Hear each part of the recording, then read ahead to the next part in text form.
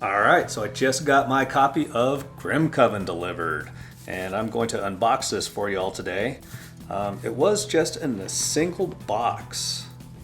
I was expecting a stretch goal box, so just to make sure there are no errors, as I'm unboxing this, I will make sure that the stretch goals are in this main box. But I do remember that the Game Found campaign did mention that there was a separate stretch goal box, but that's not what arrived.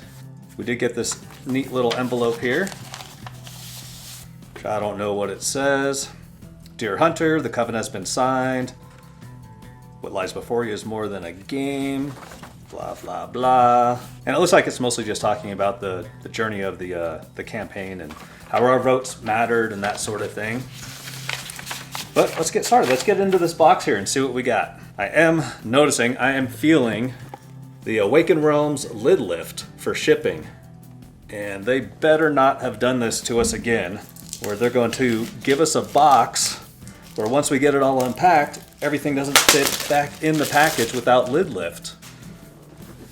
I mean, the last thing I want to do after playing a 3-hour game of Nemesis is play a 45-minute game of Tetris, trying to get all the shit back into the box because they did not provide us an appropriately sized box.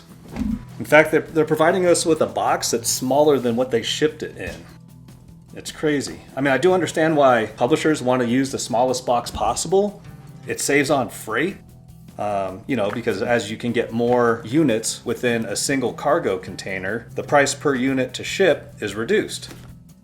But here, they're not saving money on freight. They're just giving a smaller box for us to work with after we unpack it. And I mean, if they're worried about like space between the insert and the lid, gamers have already figured out how to handle that. We take the skeletons from our punch boards, we put it underneath the insert, and it raises everything to the top of the box.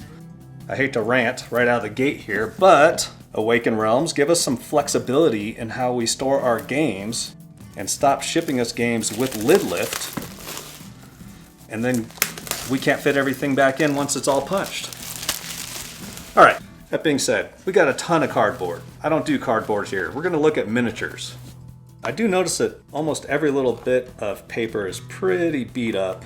Let me see if I get that on there without glare. Pretty beat up. Folded around all the edges. I'm not sure what that is, but yeah, everything's got a little bit of bend, a little bit of damage.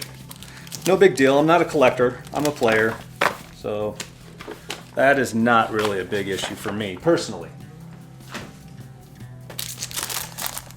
Alright, as usual, we will set the art aside so that we can compare the miniatures with the art and get an idea of how we're going to paint these. Dual layer boards, gotta love that. Dual layer boss board.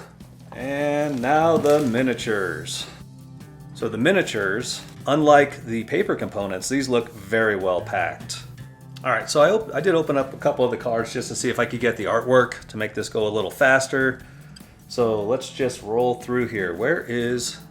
First guy I want to check out is the Game Found exclusive Renegade Hunter. This looks a little bit like an alternate gunslinger. All of these miniatures look like they're going to be fun to paint, but there is a lot of detail on every one of these miniatures. There is a lot going on. Alright, so there's your Renegade Hunter, and he looks fantastic. Love that sculpt. Going to be a lot of fun to paint. Got an undead here. And I'm noticing that not a lot of these have much color on them. So not a lot of guidance on how to paint it, but it gives us a lot of room for creativity on how we want to paint our miniatures. Alright, next up we'll take a look at the Convicted miniature. Is that the right guy? That's the wrong guy. Huh. No, that's the right guy. There are just 2 different sculpts for this Convicted miniature. I'm assuming that that's the Convicted miniature as well. And the storage here for these miniatures is outstanding. I am quite impressed with that. Alright, so we got all those guys. Let's look at the Belfrog.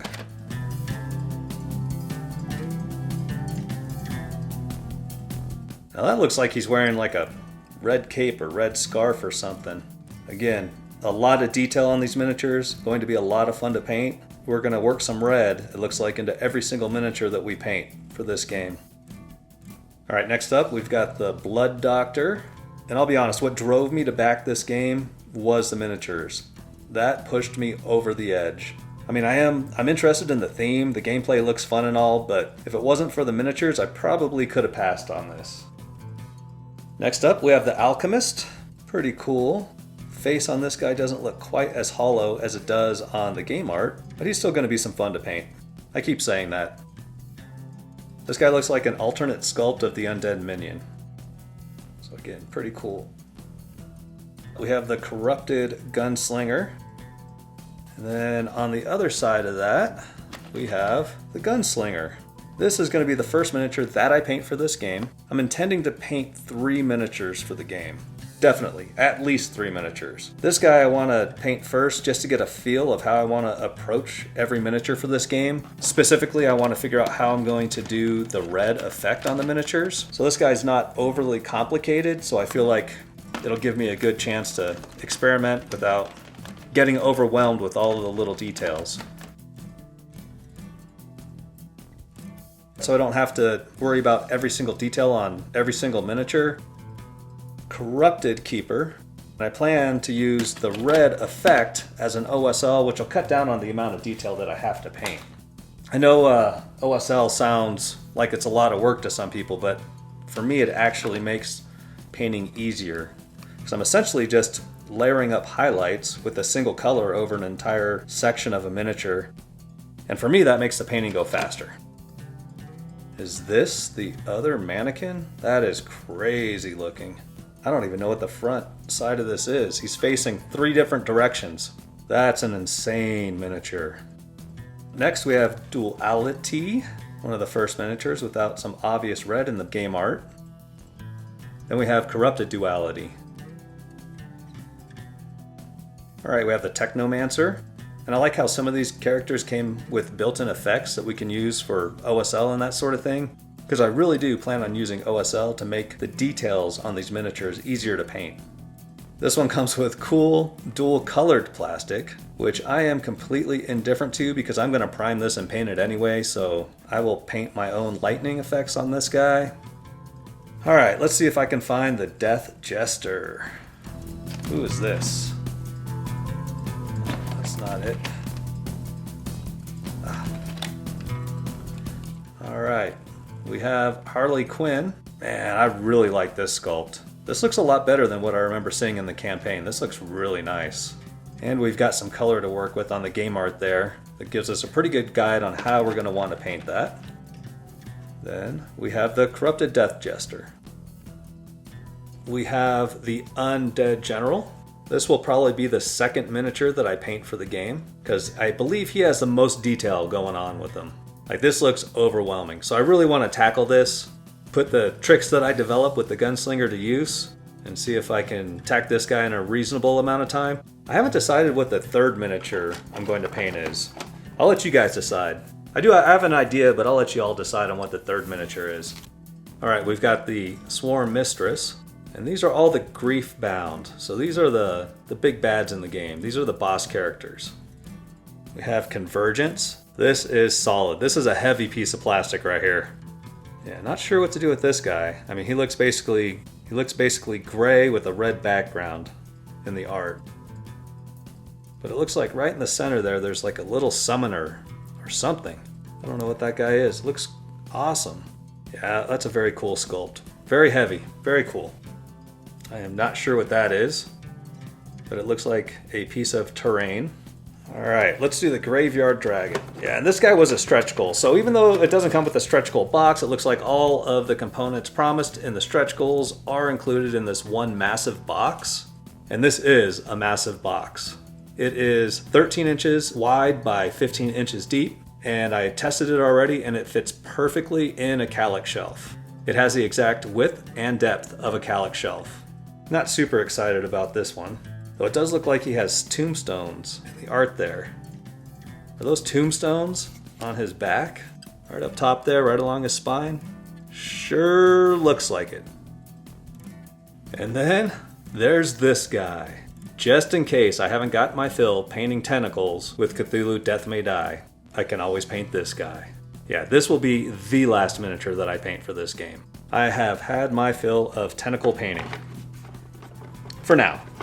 All right, and I believe we are on to our last Griefbound. And I'm leaning towards this guy as the third one that I paint.